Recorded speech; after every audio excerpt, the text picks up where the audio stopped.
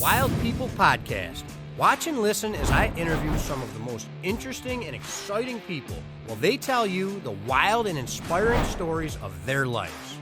I was really starting to get in tune with that idea of keeping positive energy around me, doing my best to put off positive energy and trying to grow that way. Chuck bugs. And I was like, well, Chuck bugs. We're in Delhi, New York, Right. you know, freaking trout streams galore. So, Right. You Chuck bugs. All the people that we meet in our lives, we got to appreciate that. You know? And just think if there was more people, Yeah. which there is a few, but if there was more people that think like we do, how great this place would be. Yeah. But the road back from something like that is long, right? Yeah, And man. if you're standing at the bottom of that hill looking up it, Yep.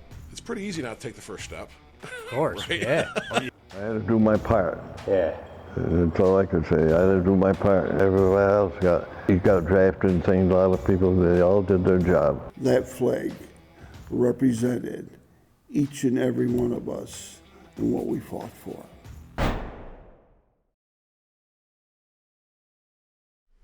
Welcome to the Wild People Podcast, part of the Wild series presented by Steve's Restorations and Hot Rods. I'm your host, Steve Hale.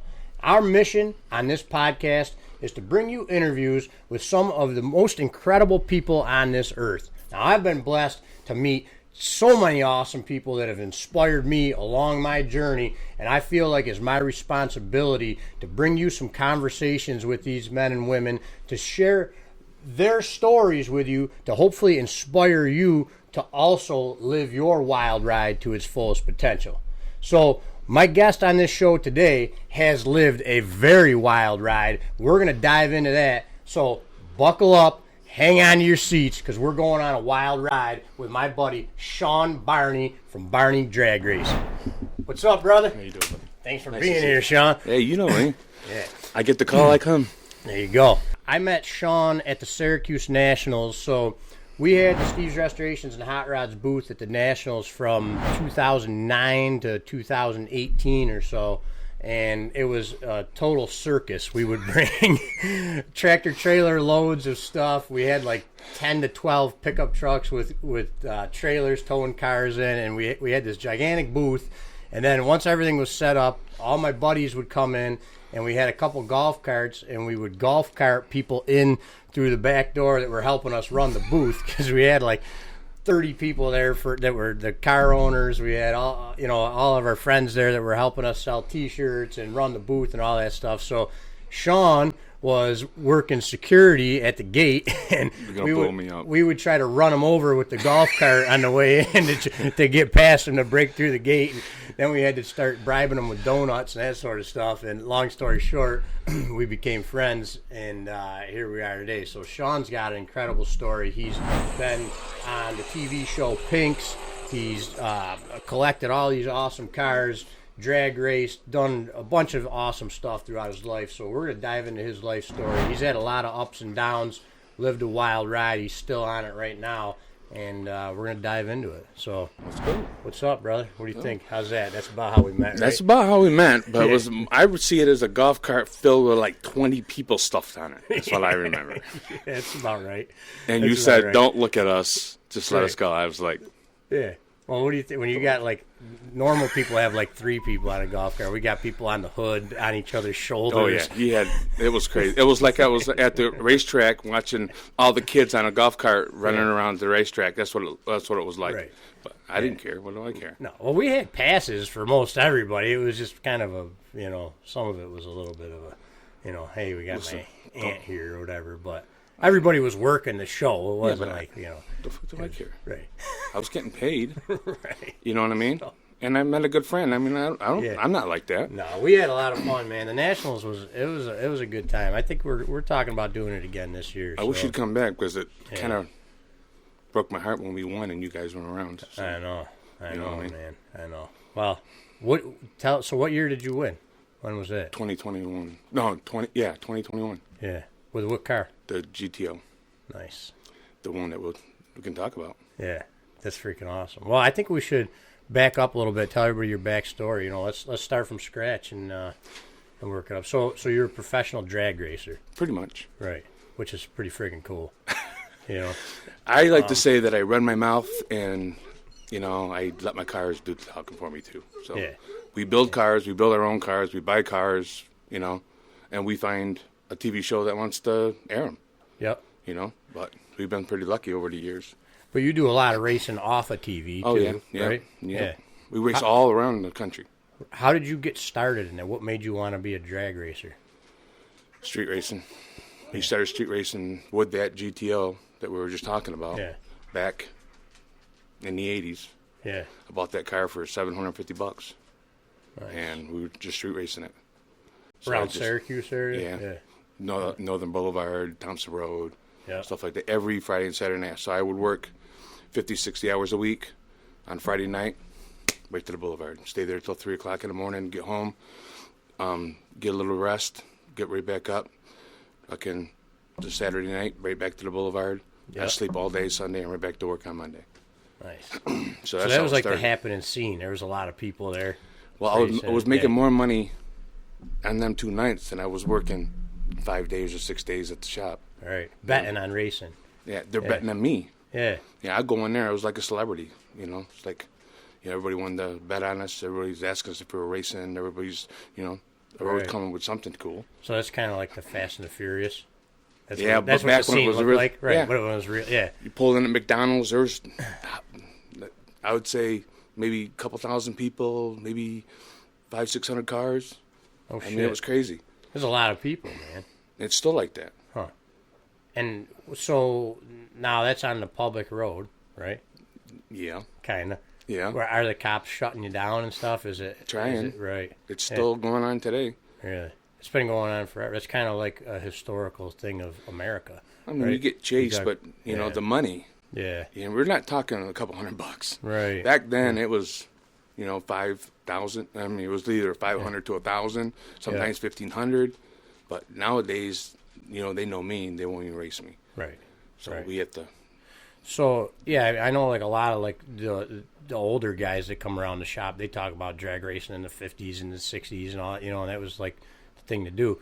And then tracks started popping up where people would do it like the right way, right, or the legal way, right. So that's you. But then you started going to tracks too, right? Right. Yeah. I won a championship in 06 Yeah, on a four-wheeler. on a 4-wheel. On a four-wheeler. Yeah, And Nice. because I wanted to win the championship.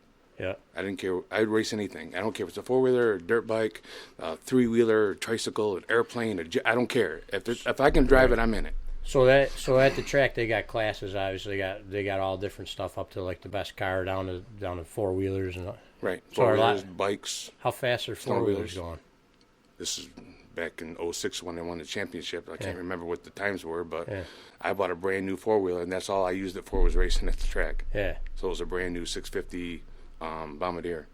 Brand new. Bought Yep. it right off the showroom, and that's all I did with it was take it to the track. yeah, And it was so dialed in, I couldn't lose. right. It was just crazy. Is that a quarter mile? Is that your own Yep. straight quarter mile? But I think it was an eighth mile for a four-wheeler. Or, yeah. So what's the top speed you're hitting on them things? Top speed, probably 100 miles an hour. Yeah, that's pretty good on a 4-wheeler. Yeah. On a 650, Right. You Yeah, know, that's that's cooking, booking. man. Yeah, four-stroke. yeah. So All right, what's the fastest you've driven a car? the fastest I've Top driven speed. a car Yeah, is 740, 177. 177 miles an hour. In the quarter from a dead stop. Right, seven seconds. Yep, 740, Yep. 7.40 Yep. at 177. Yeah.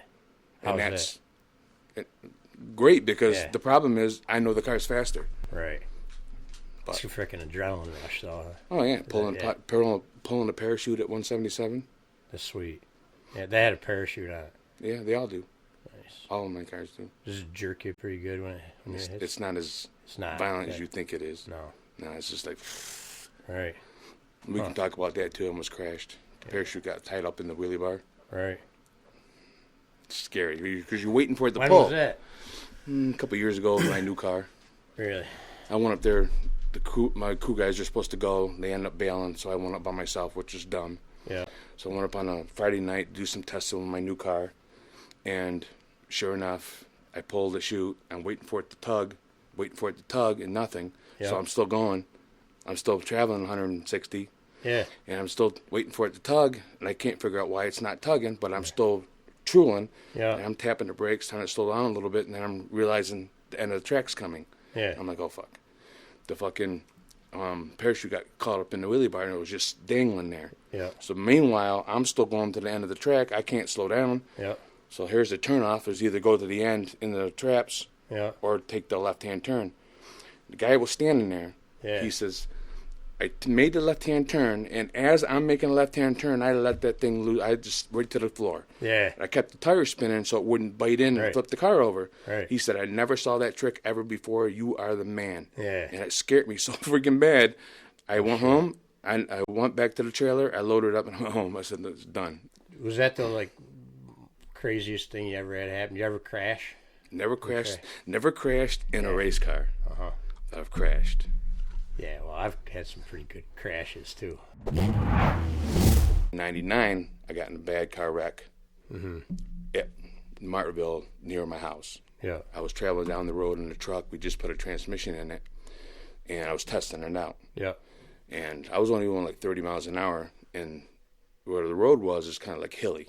So it goes down like a little gully and it goes up. Yeah. But there was a kid, 17 years old, name was Brian, just got his license at 10 o'clock in the morning. Yeah. So this was at 9. He had to be home by 9. So he was at his buddy's house. His father calls him and says, listen, you got to be home at 9. You just got your license.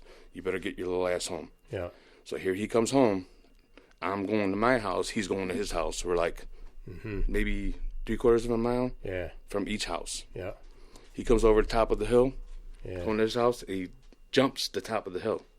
So he was flying. Yep. Yeah. Over 100, they said. So he jumps over the hill and comes into my lane. Yeah. And there I am, coming up the hill. Yeah. So we end up in the ditch, and it tears. I had a little Ranger, and you're going to see the more of the story, is the Ranger came from my dad. It was a gift. He had a little Ranger. He didn't want it no more, so he gave it to me. Yeah. Never got much from him, but I cherished it. I loved it. And it meant a lot to me. You know, I was lowering it and was fixing it up. Yeah. And it wadded up, broke the frame. We can peel the whole front off. But the big thing was I got caught up in the blinker switch in the steering column and knocked out, head injury, the whole deal. And it ripped right through the car. Like there was drove right through this car. There was nothing left of it. Right. Like there was like 2 pieces of the car. Yeah. You know how wide a seat is? His seat was like that. Wow. And he was in the ditch, and his parents were the first ones there. Yeah. And I understand a lot. Okay, I understand that it's your kid, but I also understand there was somebody else involved. Nobody came over to see how I was doing. Right. So my neighbor was coming from the bar, and his girlfriend picked him up because he was drunk. So he's coming by, he sees my truck there. So he runs out, that's Sean, comes out and stays with me until the ambulance and everything gets there. Yeah. And I understand the guy's gone. Yeah. He died. Yeah. He died 17 years old. Like I said, he just got his license in the morning, and he was dead by 9 o'clock at night. Yeah. But the big thing was I had to live with it. I still have to live with it. There's not a day that doesn't go by, even though it wasn't my fault. But the whole story was that when I was knocked out, they air flighted me to upstate. I woke up handcuffed to the bed. Yeah. I'm like, what the shit going on here, right? And my brother was there by that time. And he's like, keep your mouth shut. I'm like, okay. I don't know nothing. I can't remember nothing. I can't remember, like, hitting him. I can't remember going in the ambulance. I can't remember going to air flight. I don't remember none of that. I just remember waking up. Right. And they accused me of going for the radio and crossing the center line and causing the accident. Yeah. They reconstructed it like a day or 2 later and then realized that they had the tire tracks, the marks in the road, mixed up. What they claimed were mine were actually his were actually mine. Right. So they had it swapped. So they uncuffed me, said, you're not at fault. He was at fault. He was going excessive speed. You were only going 30. He was going over 100. He jumped the top. But it took a couple of days. I understand that. I'm not, and that's not where I have a problem. The problem comes all the stuff afterwards. You know, pulling my license for 8 years because of a head injury, because of an accident. I have a kid. Yeah. So I'm driving around, no license. Or why did they take your license? Because you had a head injury? Yeah. They said you weren't fit to drive? Yep. And here I am. They're sending me up to Rochester to take a test. I'm driving. I'm a professional race car driver. Yeah. Right? I'm driving the best I ever could, and they failed me. Yeah. And New York State said, listen, we're pulling your license. We'll call you when we're ready. Right. You don't call us. Yeah. I'm like, well, what do you want me to do? They're like, figure it out. Yeah. I had nobody. Yeah. I'm living by myself. Yep. So I'm just driving. How old were you then? In my 30s. Yeah. So I'm just, I got to get So that's what happened to your leg? leg and back. What's that? Leg and back. Leg and back. Yep. Yeah. Huh. So we got, Yeah. so we'll speed up. So we kind of got through that. Yep. Took a while. I finally got my license back Mm-hmm. after like 9 years. And I went to Oswego to get it back. The lady jumps in the car. And she goes, go to the stop sign. And she's looking through the paperwork. She goes, I realize you've been through hell for this. Yeah. Go to the stop sign, turn around, go back. You're done. Yeah. So she gave it back to me. Yep. And I haven't had a problem since. Yeah. Did you ever hear from his parents or no? Or I anything? did after I got home. Yeah. It wasn't good. Yeah. They tried pumping me for information, trying to ask me, what, do I remember anything, all this, and I can't. And I still can't. Yeah. And it's not good. Yeah. I don't want to. Right. He stopped at my house and it got bad. Yeah. I was in a wheelchair for months. I wasn't doing good. Yeah. Not all happy about the whole situation. Mm-hmm. I tore my life apart. Yeah. I got backlash because the kid was 17. They came after me because I was on painkillers because of an accident prior. Mm-hmm. It just, they ruined me. Right. Between the New York State, between the people that live there, between the kids, between everything, it just, one little thing, and they spin it around, even though they reneged it and changed it, it still ruined me. It's crazy how things can change in an instant. Right. Where the story kind of gets weird is here I am recovering from this accident. Yep. I have a 17-year-old friend that we were four-wheeling with. Yep. Right. He lived right around the corner, and actually, where his house was, he heard my accident. That's how much of a boom it was. I bet. And so I'm home from the hospital. I'm at my house. He comes over because now it's wintertime. He comes over in a snowmobile, and we're yik-yakking. He says, "Well, I'm gonna go to my cousin's house, and I'll stop back later on tonight." Yeah. I'm like, "Okay." And I didn't hear back from him. It was like 3, 4 o'clock in the morning. Nothing. Yep. I get up about 6 o'clock, and I hear on my machine, give me a call from his mother. Mm-hmm. He went over to his cousin's house, which was the main drag going from Martville to Hannibal is 104. It goes to Oswego. He went over to his cousin's house, and they got on a snowmobile. He wanted to give his girlfriend a ride. Mm-hmm. They got on a snowmobile, and they crossed 104 right in front of a tour bus, and it hits him. Yeah. Kills her. Shit. Not So, good. nope. So that's where it gets, kind of. Right. And then where he went to the hospital, same as mine. Mm-hmm. He was in the last room for the kids. I was in the first room for the adults. They had the same doctors. Right. And we were like right next to each other. Yeah. In the same rehab center. I think it's like everything in this existence that we have. There's bad and there's good, yin and yang, they go together. But you got to be able to separate the two, like you said, and realize, if something wasn't your fault, even or if something was, you got to get better and move on from it and help other people to get through that stuff too. Because that's our existence, Right, and that's why I don't mind. That's why I don't mind doing interviews and stuff, because if I could help just one person, then that's my mission. That's what I'm here for. Right. You know what I mean? If my crap can help one person further themselves, build cars, paint cars. I'm a one-man band. I do all my own stuff. Yep. And I think I've done pretty goddamn good. Yeah. So if I can do it, anybody can do it. Right. Anyone. Right. So you went through a dark period, all that, and then you started to get through that. How'd you do that? Well, I had my mom passed away, left me a little bit of money, so I bought a car. Yeah. A 60 Falcon. Yeah. Me and my brother went to Rochester and bought it. So I'm campaigning the car, local tracks, doing pretty good with it, making some money. This is the car you had on Pinks? Yes. Uh-huh. That is the car. Okay. I call it the most famous Ford Falcon in the world. Mm-hmm. So me and my brother went and got it. The guy tried to sell us 10 other cars. Yep. I'm like, no, I want that one. Mm-hmm. It wasn't the greatest car. but it wasn't the worst. And we had it, and I had a crew chief who was 17. He wanted to learn about cars and stuff, and we had a good bond. We were doing pretty good. And this TV show, Pinks, was on the air. Yep. And he seen it first, and he calls me up. He's like, hey, you see that TV show, Pinks? Yep. He says, you wouldn't have the balls to put the title up, would you? I said, fuck, why not? Let's do it. Yep. And I thought he was kidding. Right. So I had no idea he got online and filled out the paperwork. Yep. I had no idea. Right. So about 3-4 weeks goes by. I'm out in the yard playing with my dog, messing around with the lawn, and I get a phone call from Nate Pritchett from Pinks. He's like, yeah, this is Nate Pritchett. Is this Shean Barney? I'm like, yeah, fuck you. Slam the phone down. Because we had this joke, me and my buddy, we would prank each other all the time. Right. So I just figured, yeah, right. You fucking jerk off. You're not going to call me in 3 fucking weeks, right? Yeah. You're not going to call me at all, right? So he calls right back. Yep. He's like, dude, do not hang up.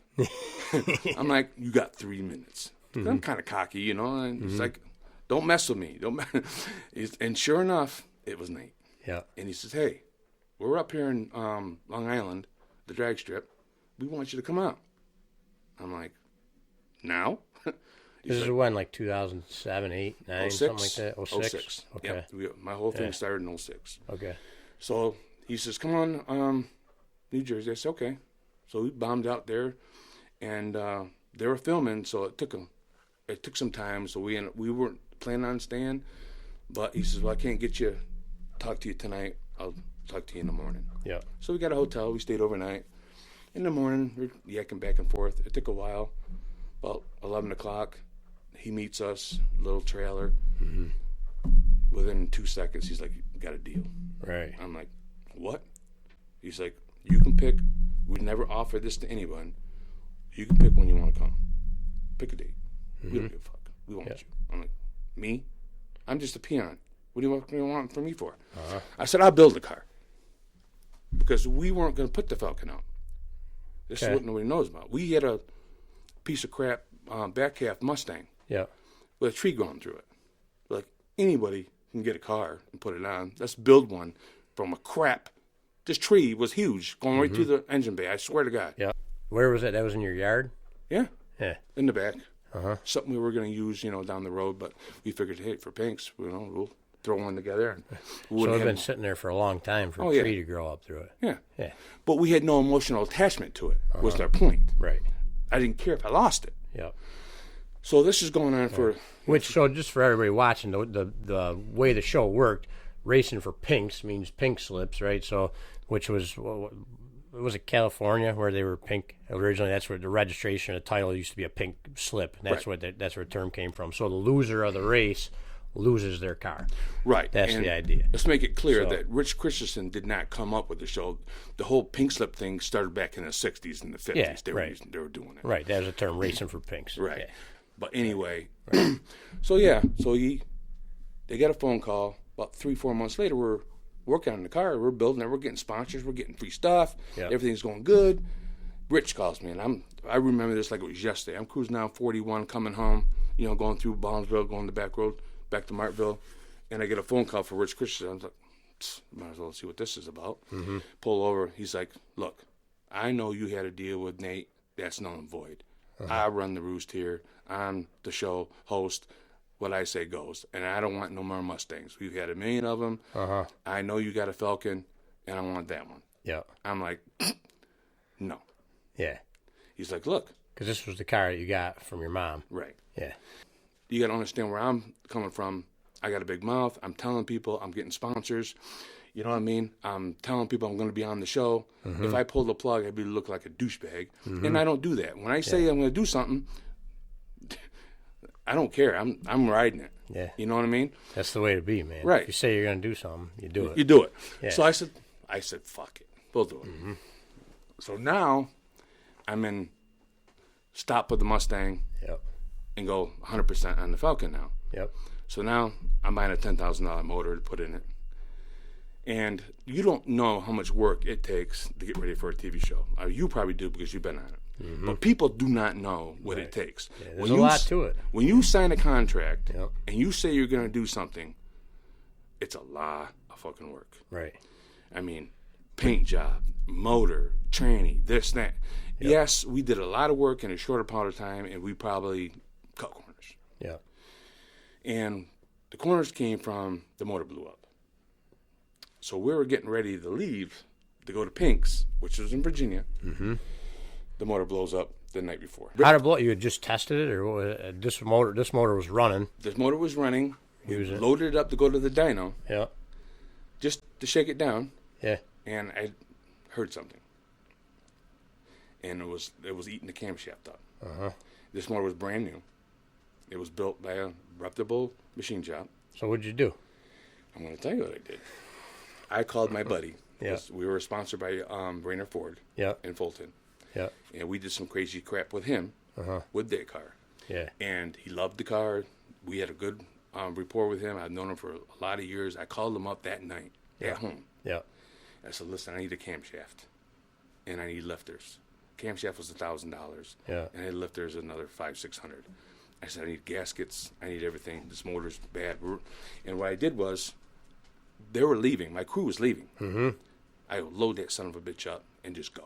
Yeah. You get that car to Virginia. I'll figure out the rest. I had no idea how I was going to get there. Yeah. I swear to God. Yep. I had no ride, no nothing. So I called Rod at Rainers. He says, I'll overnight it. Don't worry about it. I got you. Yeah. I'm like, you sure? Uh-huh. I'm like, he's like, yeah. He overnighted it. Like 7 o'clock in the morning, that camshaft and that parts were there because it was a 514 Ford racing motor. Yep. So everything was bought through them. Right. And they had a little backlash because it was shipped to their shop. It was their motor, blah, blah, blah, blah, blah. So I get a hold of one of the mechanics. I was like, we were talking about going to the show. He's like, do you mind if we go up, me and my buddies go? I'm So like, this is the morning of the race. yeah, this is the morning, and we were filming that night. Right. Exactly. So 7 o'clock in the morning, I'm at Ford getting the camshaft and stuff, still trying to figure out how I'm going to get there. Yep. So these boneheads are at the shop. They're getting ready to leave so they can meet us in Virginia. I'm like, I need a ride. They're like, hop in. We're gone. So I hop in with the parts, hop in the back, and we're flying down the road. Yep. So, and I get a phone call from Rich. Mm-hmm. I said, don't worry about it. I got it in the bag. We're on our way. Don't worry. He says, look, we got a problem. I said, talk to me. He doesn't know the state that we're in. I'm not telling nobody. Yeah. So I'm letting him, talk. He's like, we need that Mustang. Yeah. I'm like, what the hell are you talking about? You told me not to build the Mustang. Uh-huh. Now we need it. Why'd they change their mind on that? Because when we got there, we didn't know the whole outcome. Uh-huh. Nate, what we did, we filmed 2 episodes at the same time. Okay. So there was 4 people there. But they only had 3. They couldn't find a 4th. Okay. So Nate had built a car in 7 days, Yeah. Buick. He wasn't supposed to put it up. He just had it there. Yep.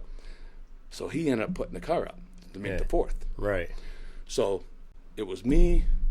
It was supposed to be me in the S10 truck. Yep. At the last minute, they swapped it for me and Phillips with the Datsun. Okay. Yep. And I didn't know a lot of the back stuff. I didn't know he had already been in front of Rich before. I didn't know he had already won before. Yep. I didn't know he was a big-time racer in Tennessee. Didn't know he had his own shop. Didn't know he was worked for NX. Didn't know he was a big nitrous guy. He had it hidden everywhere. And it was an 850 car. You're supposed to bring a 1050 car. That was the rules. That's what you signed the deal on. Right. The car had to be a 1050 car. That's Gotcha. what my car was. Yeah, because I watched that again yesterday. Hey, John, the nitrous, the great equalizer, huh? You think so? Yeah, no so. Right, so it looked like he's cheating. Yep. I catch him. But Him. Can't do nothing about it. But so cheating is he's got a car that's faster than your car, so it's supposed to be in a different class. Right. So he's sandbagging you. Right. Right. But what happened was, he was such a big deal in Tennessee, they wanted me to go down there and race it back with the same car. What he did was he took the car back to Tennessee, he worked on it a little bit, and he wanted to make a mockery of me. He wanted me to come back down there, try to win the car back with the same car in front of all his friends, televised, blah, blah, blah, blah, blah, down there at Bristol. I'm like, I'll be a huckleberry, I'll come down and get it, I don't care. Yeah. So I flew down with my helmet. They picked me up. He says, you understand what the deal is? Mm-hmm. I said, yeah, you want to win. Yeah. I'm like, okay. Yeah. crossing your fingers. Right. So this is what happened. I get down there in Bristol, everybody, I mean, a packed house. I mean, I couldn't go nowhere. I'm selling shirts, I'm signing autographs, I'm living the life. You know me, I'm easy going. I don't care. I'm just roll with the flow. I'm all about the fun. Right. So I go down there and having a great time. They're treating me like kings, and blah, blah, blah, blah, blah. TV's there, radio's there. Everybody's having a great time. And he got caught up in his own bullshit. Because here we are, we raced. First race, I win. Yep. Starts raining. That's it. So that was the end of the race. That was the end of the race. I won. Right. Because it rained. He had to get my car back. I went from Pink's to I get an email called King of the Strip. Yeah. And they're looking for cars. And they had a little number on it. And I to this day don't know how I get sent this stuff. I don't honestly don't understand how they get my name, how they get a hold of me. But I get a thing that says they're looking for cars in Indianapolis doing a show. Yep. And I'm like, I'll call it. So I call him up. And I said, hey, this is Shean Barney from TV show Pink's. He says, hey, we've been waiting for you. Yeah. I said, what the fuck you talking about? He said, we've been waiting for you to call us. I said, how are you waiting for me? I said, we're looking for cars for this new show. We know you've been on Pink's. Put your title up. We want you to put the title up again. Yeah. I'm like, with the same car? I said, how much beat down do you want me to get? Yeah. He says, with the same car. I'm like, I'm your Huckleberry, sign me up. Yeah. But I made a deal with them. I said, listen, I'm only going to do it if I get travel money and you take my crew chief on his own in his own car. Because I figured I owed it to him for everything he did for me. Yeah. Let's get him on his own. Yeah. They said, whatever. We don't care. Yeah. Him too. I'm like, okay. So when was this? 07. Okay. It was 07. We went to Indy. Yeah. And it was the greatest time I ever had. Yeah. I mean, when you rubbing elbows with Larry Dixon and Tommy Johnson Jr., which was the host, and his wife, Melanie Troxel, was the host. Met Lisa Kubo was there. I mean, we're going to these race shops, and they're treating us like we're somebody. Yep. I mean, we're walking in. I had engine trouble again. Right. And they're like, dude, bring the distributor out. We'll measure it. We'll do whatever. They're letting me. I'm running around like a little kid. I'm touching everything. They're like, what the hell are you doing? So when I see this shit on TV, I'm telling everybody, I touched that. They let me pull. I got pistons at my house, but they let me pull out of Tommy's motor. Yeah. Like from the weekend. Yeah. I'm like, dude, this shit's awesome, right? That's So, cool, that's nothing. Yeah. I'm like, what are you talking about? So we want you to come out in the morning before you start filming, and we're going to show you something. I'm like, okay. They got a blower dyno. You ever see one? Oh, yeah. Oh, they let this thing Freaking rip. awesome, man. Oh, yeah. Yeah. They let me play with it, They go, don't give it just a little bit. Go right to the fucking woodwind. I'm like, this thing's screaming, smoking, and bellowing. They let us do whatever we wanted. And That's freaking cool, man. yeah, to the end, right? Here comes a truck. It's like a little pickup truck, and it's got a chassis hanging out the back. Yep. It's Larry Dixon's brand new car. Yep. So I'm smart ass. I'm like, I'm going to sit in it before he does. He's not with us. He's at the track. I'm at his shop. So I'm sitting in it, touching it, pictures, and I get back to rolling up. Oh yeah. And I got Tommy Johnson's pistons in a bag, and I walk up to him in the bag, and I go, hey, I know what happened to you last weekend. He said, well, what's that? I said, do you want these? He said, they already called me. I knew all about it. Yeah. Because I figured it was funny that I had his pistons out of his motor from the weekend. Right. And I go to Larry. I said, hey, nice car you got. I said, yeah, it fits me a little bit better than it does you. Yeah. And he's just started laughing. He said, what are you talking about? I said, your chassis, your brand new chassis, is at your shop right now, and I sat in it. So That's it was, cool. it was So all cool stuff. so how'd you do there? Did you win or lose? I won $5,000. And I didn't break anything. And I came home. Yeah, there you go. That's there. Now that's you. Yeah. And What's up with all the turquoise, man? I got a guy. I work on his bike. Yeah. He makes my stuff. Nice. So, Chip Isaac's his name. Yeah. So he's a Native American. The whole thing is my spirit animal is bear. So everything's bears, bear claws, everything. Shit. That's cool, man. See? How'd you figure out your spirit animal was a bear? From him. Yeah. Native American. Told you. That's pretty cool. So I said, All right. You're Irish. I am Irish. Uh-huh. But I always liked bears. Right. So when I found out it was my spirit animal, I was like, I'm in, man. Yeah. They want my stuffed bears. That's freaking cool, man. So I get both the same. Yeah. I'll tell you a story about these. Yeah. See, they're the same, right? Uh-huh. One was mine. One was my crew chief's. Yep. I had one made for him. The kid never had anything. So I gifted it to him. Yeah. Got hurt for money and sold it back to me. Huh. So now we're both of them. There you go. Nice, man. That's awesome. So after all the TV show stuff, are you racing at all, like off camera? Are you doing any drag racing? Like you go to tracks or what do you do? I bought a 94 Cobra. Yep. Big turbo, Yeah. big motor. See, the red one. Yeah. We're doing the Dragon Drive. Uh-huh. North Carolina was where we hooked up with our buddy Dave Atkins from Toy Makers. Yep.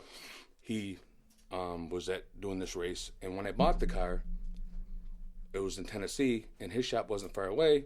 So I'm like, he invited us down to a shop. Yeah. I said, okay. So we went right to a shop with the new car.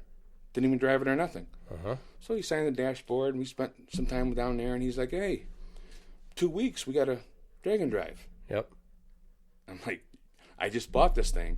You want me to go all the way back to New York for a week and a half and then turn right around and come right back? Uh-huh. He's like, yeah. So okay, did you do done. it? I did it. We went back. We had the best time. I took my cousin because you had to have a co-pilot, and whatever you break, you had to have with you. Yep. So we didn't have no trailer or nothing. We just threw some stuff in the back, and we went down there with an untested car, and we had a great time. We met some awesome people. What's the Dragon Drive? You're talking about Tail of the Dragon? No. No. Dragon Drive is 500 miles, 5 days, 5 different racetracks. You turn in one time slip for each racetrack. They take the average of that. Whoever's the closest wins. Nice. So you driving that thing. Yeah. 500 miles. 100 miles a day. Yeah, that's that pretty same cool. car that you're racing, that you're beating the snot out of. Yeah. You're driving it. You're driving it to each racetrack. You're driving it to a checkpoint. Yep. Taking a picture and then going to the next track. Nice. So that's pretty cool, man. Huh. It is a lot of fun, but it's a lot of work. Right. So if you break something, you got to beg, borrow, steal it, whatever. You best find it. That's fun doing stuff like that, doing different events. I did a 1,000-mile road rally called the Colorado Grand a few years back. One of my buddies, one of my customers, that was freaking incredible, man. He drove 500 miles. I was the co-driver. I did the other 500. It was freaking awesome. But like you break down along the way and you fix stuff. It's pretty freaking cool, man. And you're helping people. So, we never left anybody behind. Yep. If you go by somebody and they put your thumb up, that meant they're okay. If they didn't, then you pull over and help them out. Yep, exactly. We didn't have no issues, no problems. Yep. We had a great time. What about, so all these cars you got, I know some of them have emotional stories, right? 2 of them. Three of them. 3 of them do. Tell me the one that's the most important to you. I know it's the orange car, right? You're talking about. The orange one is an emotional story that has to do with somebody that's not my family member. Yeah. But I have 2 that are emotional that has to do with a family member. Yeah. So the GTO is emotional because it was my first car that I sold to my brother that he had built and then gave back to me. Yeah. That we won the Nationals in 2021. Yeah. 14 years to build it, $275,000. Uh-huh. But back 3 years ago, I don't know if you know this, I got in another car accident. Yeah. Where I broke my back. Yeah, I broke my back, dislocated my shoulder, and broke my foot. Right. Actually, my arm was down hanging about here. That was a bad car accident. Yeah, I was in a Kia Soul, little toaster. And I was coming home, and a truck pulled right in front of me going into a driveway. Mm-hmm. So here's the truck, about the center line. I see him stop. I'm like, okay. So I go down towards the ditch to give him enough room, figuring he's going to see me, never hit the brake, never let off the gas. So I go down towards the ditch, figure I'm just going to go around him. He's going to stop, be done. Hell no. Keeps right on fucking going. There I laid in the guy's yard with a broken back, like I said, arm hanging down, broken foot. But I didn't know about the back of the foot until I got to the hospital. Right. So I'm laying there, and I'm in, big long story short, I'm in the hospital. I get COVID. Yeah. So I get COVID, and they send me to a rehab center, Loretto. Mm-hmm. Okay? And now that I got COVID, they won't come in and give me painkillers. And I'm in pain. Yeah. I'm telling you. And I'm freaking out. Right. What's that have to do with painkillers? Being sick. I wasn't sick. I was in pain for the no, but I mean, what's having COVID have to do with getting painkillers? Why wouldn't they give them to you? Because the nurses wouldn't come in because I had COVID. They were afraid of getting it. Right. They're like, they wouldn't come in and give them to me. So here I am in pain and agony, and they won't come in and give me my painkillers so I can like have some kind of normalcy. You know what I mean? So I'm getting pissed. Yeah. I'm smashing shit. I'm calling my wife. I'm like, I don't know what you're gonna do, but you better fix it. Yeah. I want you to come get me and come get me now. Yeah. She goes, nope, we got kids, you got COVID. I said, you dirty bitch. So I call her back, right? Yeah. I'm like, I'm not playing. I'm like, I'm out of here. Yeah. I'm not messing with you. This is not a joke. Come get me. Bust you out. Yep. And she says, listen, I'm going to tell you this one more time. We got kids, you got COVID, and if you call that little bastard of your friend Shane, the kid that used to help me out, to break you out, I will kill him, and then I will kill you slowly. Yeah. He says, don't. She says, but I'll handle it. Yeah. So we hang up. I'm still pissed. I'm smashing everything, going nuts. She's calling the head honcho at the Loretto, trying to calm everything down. She comes in, trying to calm things down a little bit. And I'm still pissed because she won't come get me. This is my wife, my ride or die. We've been together a long time. She will do anything, right? But she won't come get me. So I feel offended, right? So I'm like, there's only one way I can get back at her. So I get on my phone, and I'm looking at cars. Yeah. Within 30 seconds, I see this orange car. Yeah. Which is a sister to the one you've seen, the Star Wars car, the 86 Cavalier Z24. Yeah. It's got a big motor in it. The guy that owned it was diagnosed with cancer. And he, before he died, he wanted to go in the sevens. Yeah. So he built this gigantic motor. Yeah. It is a 632 Keith Black, all aluminum, the bad to the bone pro stock motor back in the 90s. Yeah. If you look up, it's a 632, but back then it was like a 500-inch motor. Yeah. But if you look up in the 90s for pro stock, you would see this motor. How many horsepower is that making? 1,400. That's nuts. Yeah. About if there was any younger guys or girls watching that wanted to get into drag racing, you got any suggestions, any advice for them? I never turn away anybody. Yeah. So if anybody wants to talk about drag racing or wants to hang out or wants to ask questions, I'm always an open book. I don't hold back. If you want to talk to me, easy to get a hold of me. Facebook. People find you on Facebook. That's the best way to get a hold of you. Shean Barney, SheanBarney. Message me. Yeah. I mean, you can get a hold of you. I mean, you know how to get a hold of me. I'm all over the place. Right. Can people watch you racing anywhere? Is there videos people can see? Yep. There's stuff on YouTube. The Race from Pinks is on there. Yep. You can get on my Facebook. We got the races from JJ. Yep. We post. What if somebody want to see you racing live? We're going to be racing at Esta full time. Yeah. Which is our home track. Okay. Nice. So we're going to be out there with the orange car. Yeah. And we're going to be running around with the red car doing the car shows. Like once a week, once a month? How's that work? The racing? Yeah. Is every weekend. Every weekend. Yep. Yeah. And the car show is going to be Fridays and Saturday nights. They're going to be hanging out at Sweetheart Corners in North Syracuse with the Chris Tilley, the Central New York, and cavalcade of cars and all that stuff. But you go out there, you see us, you know, we're approachable. Nice. They'll take you for a ride if you want. Right. I mean, I don't care. I might take you up on that, man. Yeah. Listen, you can't pee on my seat. Yeah, no guarantees. No guarantees, brother. Well, Sean, I think we got to wrap this up. Well, maybe we'll see you at Syracuse this year, too, at the Nationals. Listen, I wish you would come. Yeah. Because it really pisses me off that I won and you didn't share in my glory. Wow. You know what I mean? Maybe we have to win again this year. You can't. You can't win in the same car. You're going to have to build another one. I know. That's why I'm doing in the 94. There you go. If I win with the 94, it's over. Yeah. Now you got something to look forward to. You know what you get? That's your challenge. You know what you get when you win, right? No. Do you know what you get? What do you get? You get a coat. Yeah, but it ain't about winning. It ain't about what you win. It's about actually building the car, the process of it, and winning. You know, that's what it is. That's the pride in what you did. The thing with that car was, it was my first car. It was built with my brother. Yeah.